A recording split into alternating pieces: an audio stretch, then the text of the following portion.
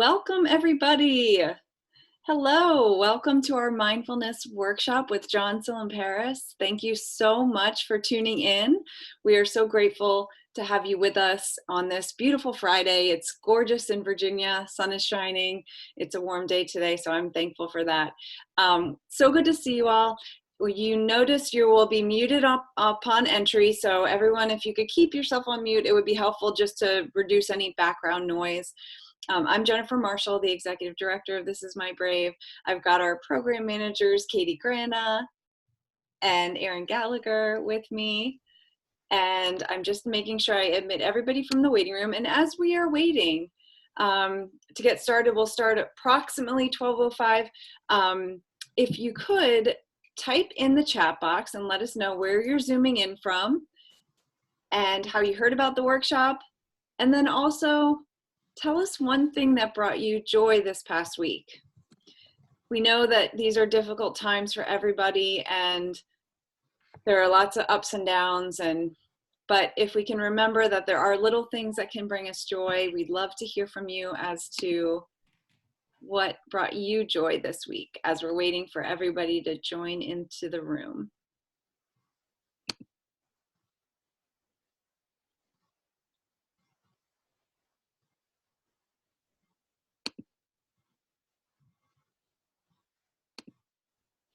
So good to see everybody.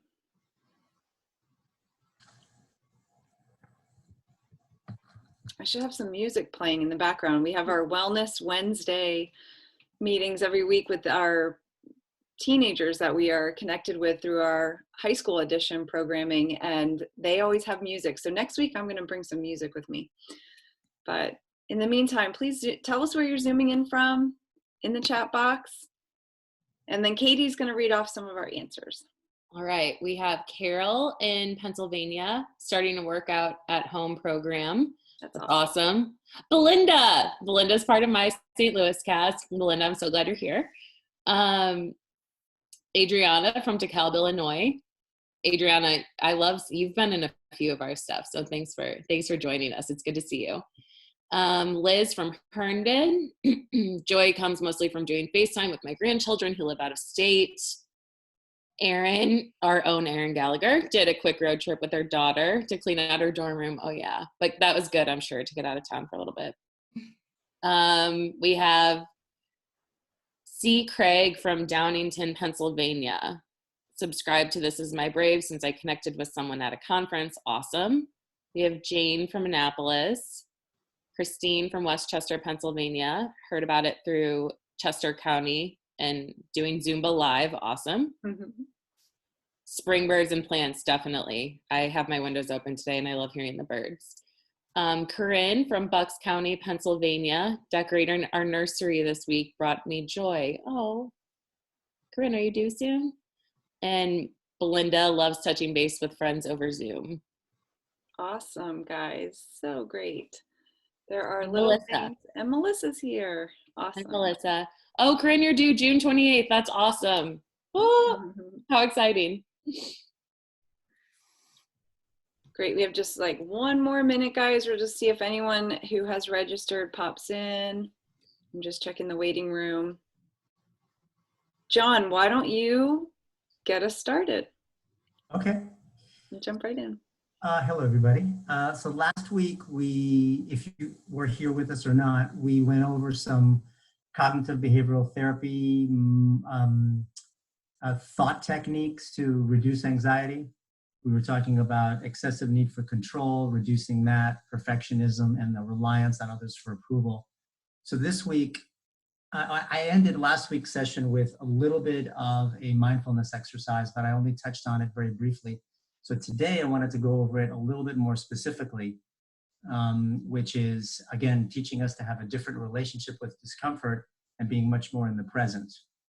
And remember, mindfulness can be described in many different ways, but the way I see it is it's a process of switching your mind from being a victim of your thoughts to being more of an observer of your thoughts.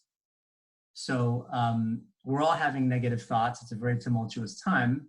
So these little exercises will help you to manage them. After you do them, you might say, I don't feel any better, but cumulatively over time, the 3 to 5 minutes it takes just to do this exercise, as I said last week, slows down the central nervous system and creates more of this abundance of thinking, which is much more relaxed as opposed to anxious.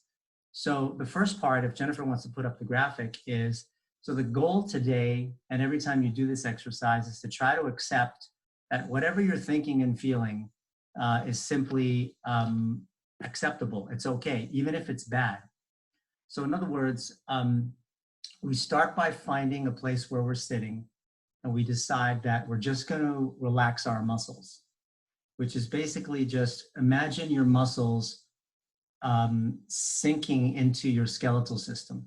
Like you're not holding any of your muscles up, you're just allowing it to sink. I call it the melt. So you're doing the melt and you're just melting in the chair until you feel relaxed.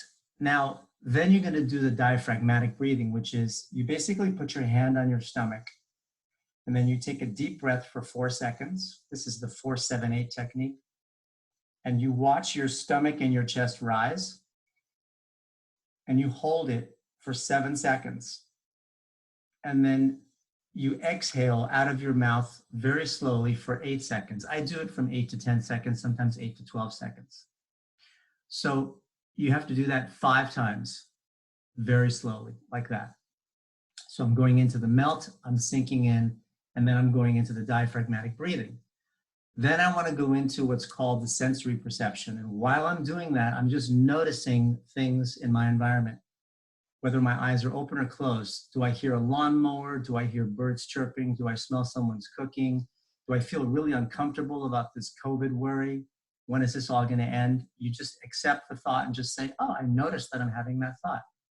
I noticed that my butt is sitting under a chair or a couch. I noticed my feet on the ground. So sensory perception, breathing, and then the melt. Then I'm going to go into an established way of thinking in that moment where I'm going to say, whatever I'm trying to control today, whatever I'm trying to fix today, being perfectionism or control, I'm just going to allow it to be, and I'm going to let it go. If I can't in my mind, I can look at my watch and say, well, I can't do that right now, but I'm going to do it in 20 minutes. In other words, I'm going to worry about what I'm going to worry in 20 minutes. But right now, in this moment, I'm going to do the stages. Again, I'm going to relax my muscles. I'm going to do the diaphragmatic breathing, 4-7-8, 5 times. I'm going to notice the sensory perceptions. And then I'm going to try to establish in my mind that I'm going to let go of anything I need to fix. So again, that's basically 3 to 5 minutes. It's very short and it doesn't feel like it does much, but it's very powerful and it does a lot. So I wanted to continue with an example, but Jennifer, did you want something that you wanted, did you want to say something before we continue? Thanks, John. Just was going to mention, if anyone along the lines, while you're explaining these techniques, if anyone has questions, chime in the chat and we will get to those questions when we have a nice moment. So I think we're good at the moment, John. We can keep going and then we'll chime in if there's any questions in a little bit. Okay, in a minute, you can put up the next graphic. So the example that I always give people is imagine that, imagine a vast ocean or during a storm and hurricane-like winds are blowing and gigantic waves are crashing, okay? So the ocean surface rises and falls with a lot of unpredictability, maybe the way your emotions are these days. Yet regardless of the condition of the surface of the ocean, right? If we dip beneath the surface of the ocean, it's calm and peaceful. Again, it's stormy on top surface, but it's calm and peaceful below. So your surface thoughts right now about COVID or about anything that you're worried about regarding the pandemic or anything in general are the same. They're tumultuous, they're scary, they're unpredictable. They're naturally in turmoil because of our current fears of how long this pandemic is going to last, what it's going to mean to the economy, all those questions that we have. So practicing being in the present by doing this exercise, again, it sounds corny. It's such a catchphrase, you know, be in the present, be in the moment. But you actually have to do something to be in the moment. And by noticing the breathing and the sensory perception, that's being in the moment. So by practicing being in the moment, it's again like slipping underneath the surface of the ocean and accessing your quiet mind. So underneath the ocean is the quiet mind. And the only way to access that is not to tell yourself, hey, stop worrying. The only way to access that is to do the exercise, which makes you focus on your body. So that's the most important one. So Jennifer. John, when Casey Marr and I do a weekly yoga flow breathing thing on Wednesdays at noon and Eastern time, and she talked about a breathing technique which I thought was similar to what you're describing with this going under the tumultuous ocean, is this breathing where you close your ears and you do a deep breath in and then a humming exhale.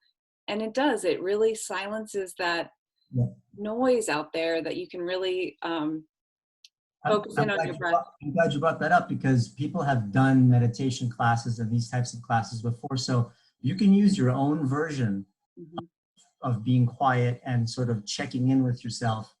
And that's a good version too. I like to do the sensory perception because if I open my window, I can hear a lot of things. And just noticing the hearing, even for the 3 minutes, is enough for me. So affirmations. Okay, so then the last part is when I am establishing that I'm letting go of the control and the perfectionism, try to think of the following affirmations. One is, I don't need to figure whatever it is that I'm anxious about today, I don't need to figure it out right now.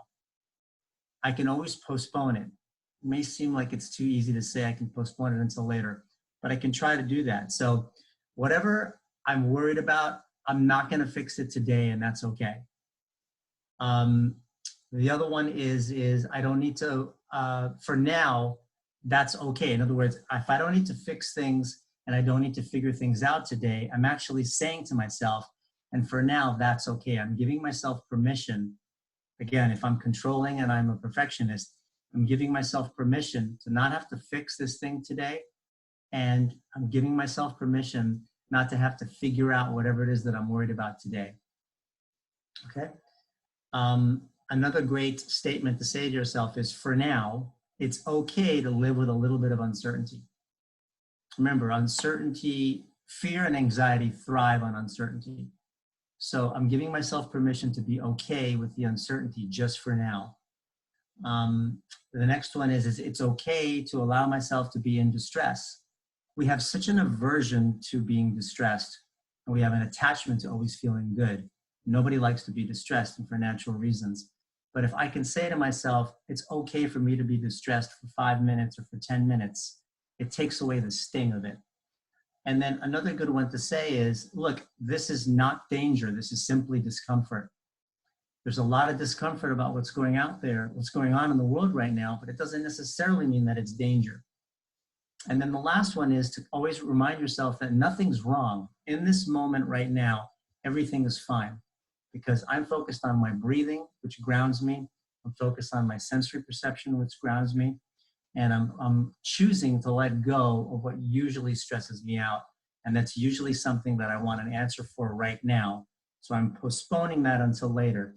If you do that 3 times a day with the protocol I just gave you, by the end of the day, after maybe 3 or 5 days, I promise you your angst will be down considerably. Jennifer, did you want to take some questions? Can I ask one question? Yeah.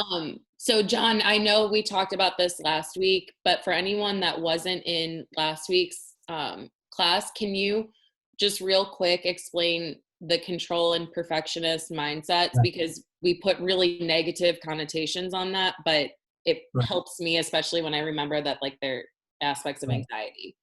So over the past 26 years of being a therapist, I've seen patterns, and people have very, very similar thinking patterns or thinking habits that exacerbate anxiety. One of them is excessive need for control, where I have an extreme intolerance to uncertainty, and I always want guarantees for everything. Now that's fine, everybody wants a guarantee, but that's going to create problems because we live in a world with very little guarantees. So that's one. The second one is perfectionism, where I see everything in all or nothing terms. I'm either great at what I do and I never make mistakes and I'm good, or I make a mistake one day and all of a sudden I'm a bad person or I'm a failure.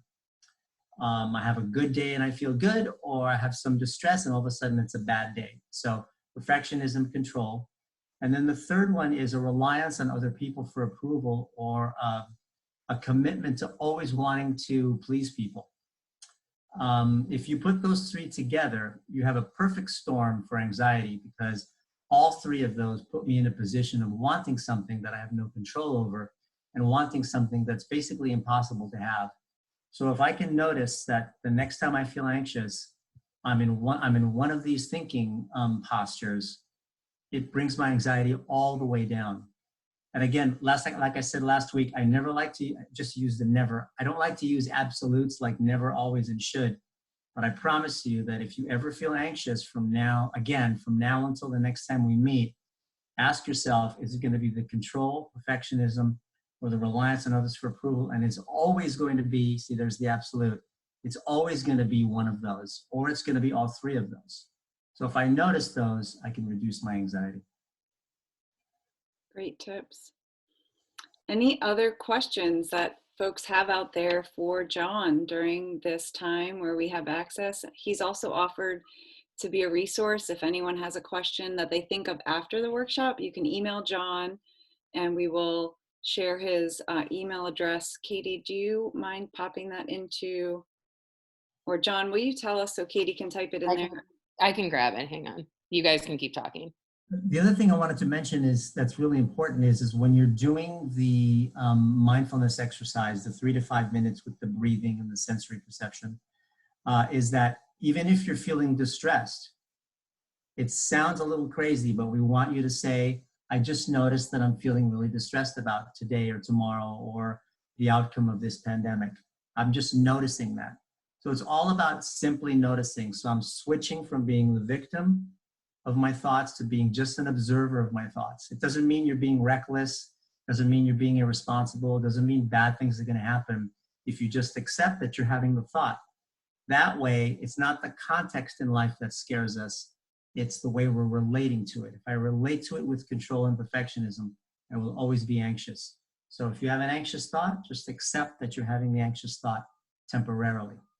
I will say, John, that I first learned of these techniques like listening to a podcast talking about that inner critic, that inner voice that we all have, and it takes a lot of practice. So, just being here and being a part of this workshop is helping you and helping all of us to identify these thoughts. And the more you stop and recognize it and accept it, and then practice some of these simple techniques, the stronger you're going to get at controlling your thinking and really being present in the moment. Right. And then again, recognizing that it's never the context that's scaring me. It's really much more the way that I'm relating to it in this controlling way. I said this last week. Remember, there's a big difference between right now, the COVID situation is awful. It's terrible. And we all can admit that. Big difference between that and this COVID situation is terrible. It's never going to end. The economy is never going to come back. My life is over. I'm never going to have a job again. I'm never going to feel safe. Big difference between the two. That's the way I'm relating to it in a very anxious, controlling, and perfectionistic way and worrisome way, as opposed to just accepting that right now it totally sucks. It really does suck. But that's different than the other statement that I just made. Mm-hmm. And we do have, let's see, Jessica said she really needed this week. It was a tough one. So thank you, John. It has been a weird week. I don't know. I'm not sure why. And then I have two questions. Melissa asked if there's a resource on the 478 method. And maybe if there is, we could share it in the follow-up email. I don't have one off the top of my head, but if you just Google 478 mindfulness breathing, there'll be tons of stuff. The Mayo Clinic is always a good resource. Johns Hopkins is always a good resource. Insight LA, which is an organization here in Los Angeles, is very good too. They teach you how to do the right kind of breathing. But remember, you want to try to do the breathing in the way that feels best for you. 8-second exhale is too slow for me. I mean, it's too short for me. I do a long exhale. And supposedly when I do the long exhale, it gets my rational mind back online. Because as you know, when we're anxious, our rational mind goes offline. We are just in complete emotional reasoning. So the long exhale, believe it or not, brings it back online for me. So I don't have an exact resource, but you just Google it. It's everywhere. It's very common. Yeah, that's great. And then Stacy said, say again the part about switch from being a victim of ... Can you recomplete that? So mindfulness is many things, but one of the things it is it's helping your mind switch from being a victim of your thoughts and allowing your thoughts to make you anxious and to worry you and to distress you, to being more of an observer of your thoughts. It's a big switch, and Jennifer's right, it takes some time, but there's a big difference between I'm just observing that right now in this moment, and it's always temporary, I'm distressed, instead of letting these thoughts victimize me. Just accepting. I'm not saying they're good. I'm never saying the thoughts are good. I'm just accepting that I'm having them. That little shift there is what is the beginning of mindfulness training. Awesome, John. Alyssa says, I love the acceptance of feeling these moments for just right now. Right. My favorite two words are for now. I actually learned that at a workshop a couple of years ago. And everything is for now. And think about it. For now works even when you're happy, because if you're happy, you want to say I'm happy for now, because you may not be happy in 5 minutes. Mm-hmm. For now, like this too shall pass. It's a little bit of a cliche, but for now is great, because whenever you're anxious, just say, for now I'm feeling anxious, and I may not be feeling anxious in 5 minutes, but for now I'm anxious. Fantastic. Well, John, are just about out of time, but I'd love for you to, if you wanted to give a preview for next week, or we could just include it in the email with the recording. Since I switched it around and what we did today, I was going to do later, let me send you that later on. Okay. But it's along the same lines, but we're going to switch into more about different types of belief systems, in addition to control, perfectionism, and reliance on others for approval, that create more anxiety, other ways of thinking that does that. So we'll go over those next time. Perfect. Well, thank you all for joining us. Thank you, John, for the incredible information and the techniques. We will work on these, we will practice, and we hope to see you all back next week, same time, and we'll send you a recording so you can go over this again, send to a friend if you know someone who could benefit from this, and have a great weekend, everybody. Take care. Thank you. Thanks, guys. Bye. Bye.